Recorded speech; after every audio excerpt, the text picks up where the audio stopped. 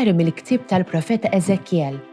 Dan jgħid Sidi l-Mulej, arawni, hekk jien se nfittex in-naċ tiegħi u nieħu ħsiebhom. Bħalma r-raj jaħseb fil-merħla tiegħu meta jsib ruħu f'nofs in-naċ imxerda tiegħu, hekk naħseb jien fin-naċ tiegħi u nsalvhom minn kull fejn xterdu fi żmien is-sħab u s-swied tal-ajru. Jien stess nira n-naċ tiegħi u jiena nserraħhom. Oraklu ta' Sidi l-Mulej. Jiena nfittex il-mitlufa, irreġġa' lura l-imxerda, ninfaxxa l-ġrieħi tal-miġruħa u nqawwi l-marida. Inħares is-smina u l-qawwija u nirahom bil-ġustizzja. Imma għalik, merħla tiegħi, hekk jgħid Sidi l-Mulej, ara, jiena nagħmel ħaq bejn naġa u naġa, bejn imtaten u bdaqbat. Il-Mulej ir-raj tiegħi xejn ma jonqosni. Il-Mulej ir-raj tiegħi xejn ma jonqosni, f'merat kollha ħdura jqedni. Il-Mulej ir-raj tiegħi xejn ma jonqosni, dejn l-ilma fejn nistrieħ jħodni, hemm u jrejjaqni, imexxini fit-triq tas-sewwa minħabba l-isem tiegħu. Il-Mulej ir-raj tiegħi xejn ma jonqosni. Intħejji mejda għalija quddiem l-dewwa tiegħi. Iż-żejt idlik li rasi u l-kalċi tiegħi tfawwarli.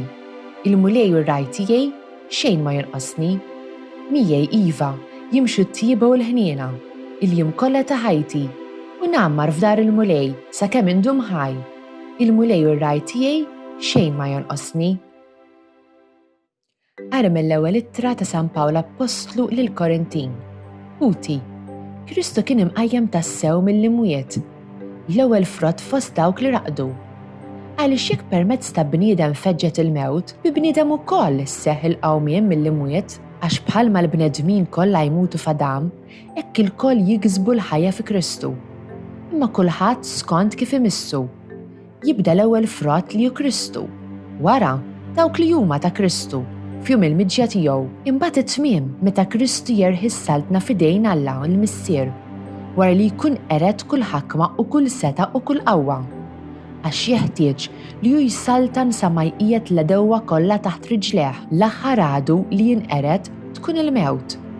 U meta kollox ikun imqiegħed taħtu, imbagħad liben stess jitqiegħed taħt dak li jkun qedlu kollox taħtu, sabiex Alla jkun kollox f'kollox. Allelujja, Allelujja. Imbierek minn ġej f'isem il-Mulej, imbierka s-saltna li ġejja ta' David missierna. Allelujja, Allelujja.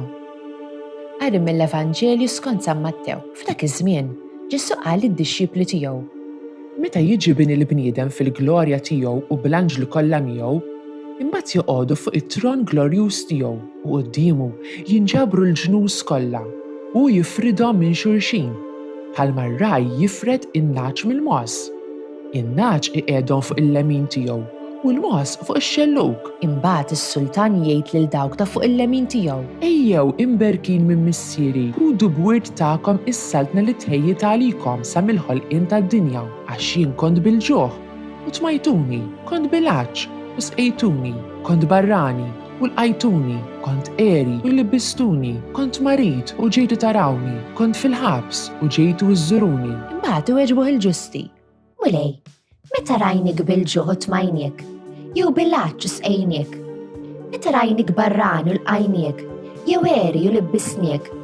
Meta rajnik marid jew fil-ħabs u ġejna nżuruk? U s-sultan iweġibhom u jgħid: Tassew ngħidilkom, kull ma għamiltu ma' wieħed mill-iżgħar fost dawn ħuti, għamiltuh miegħi.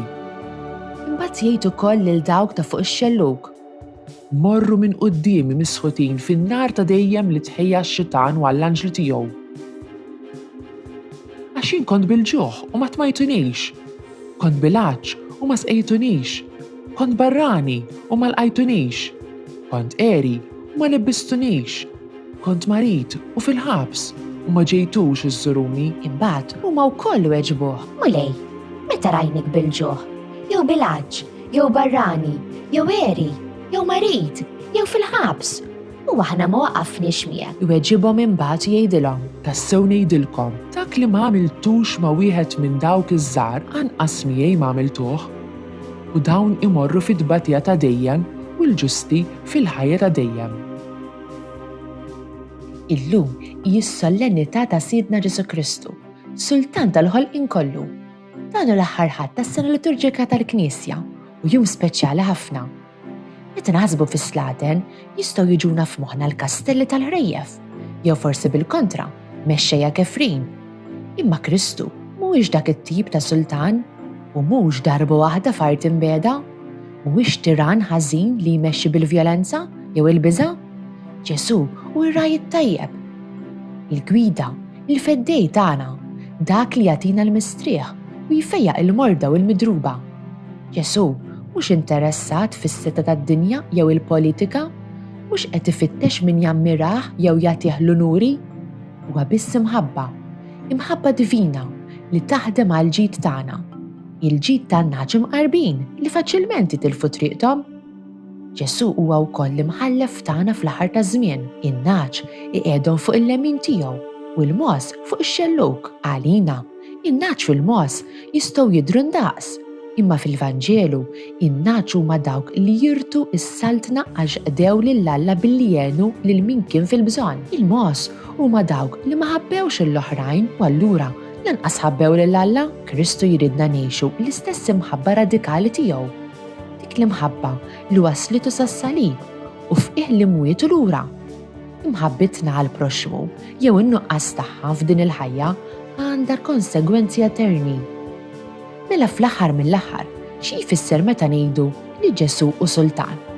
Jfisser li Ġesu għandu jkun dak li jmexxi lil ħajjitna. Inqegħduh fiċ-ċentru tal-ħidma tagħna, tal-familji u tal-ħbiberiji tagħna.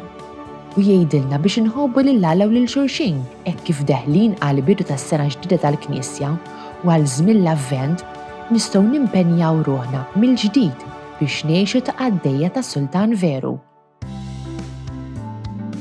This Maltese translation was produced in collaboration with the Church in Gozo. Don't forget to like, subscribe, and support this channel on Patreon using the link in the description. Thanks for watching!